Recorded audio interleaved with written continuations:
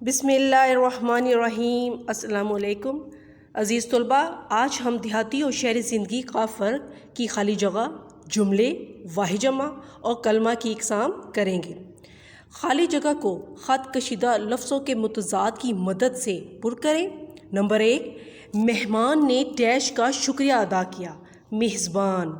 Number 2، میں فارغ ہوں جبکہ میری بہن کام میں ڈیش ہے، مصروف۔ نمبر 3، وہ رات کو جلدی نہیں سویا تھا اس لیے وہ صبح ڈیش سے اٹھا، دیر۔ نمبر 4، دیہاتی اور ڈیش زندگی میں بہت فرق ہے، شہری۔ نمبر 5، تازہ روٹی کھاؤ، ڈیش روٹی کھانے سے پیٹ میں درد ہو سکتا ہے، باسی۔ نمبر 6، امیروں کو ڈیش کا خیال رکھنا چاہیے، غریبوں۔ نمبر 7، اب بھی سورج کی روشنی ہے لیکن تھوڑی دیر میں ڈیش چھا جائے گا، اندھیرا۔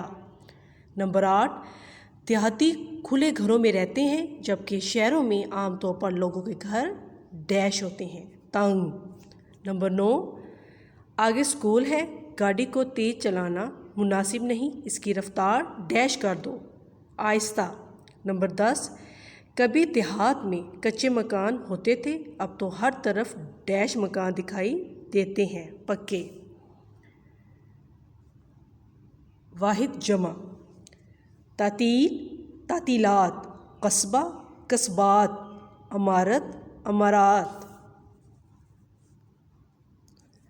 مسجد، مساجد، مقام، مقامات، موقع، مواقع، آلہ، آلات، دہ، دیہات، مکان، مکانات، مرکز، مراکز۔ الفاظ جملے، الفاظ جملے۔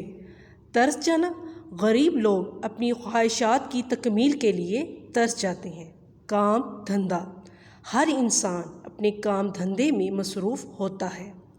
نقل مکانی، روزگار کی تلاش میں لوگ دیہات سے شہروں کی طرف نقل مکانی کرتے ہیں۔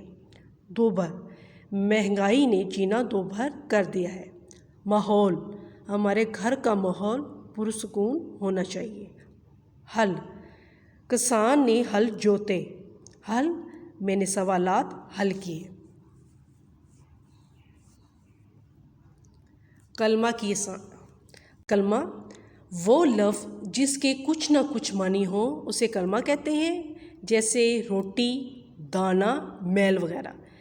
بیٹا، کلمے کی آگے 3 اقسام ہوتی ہیں، اسم، فعل، حرف۔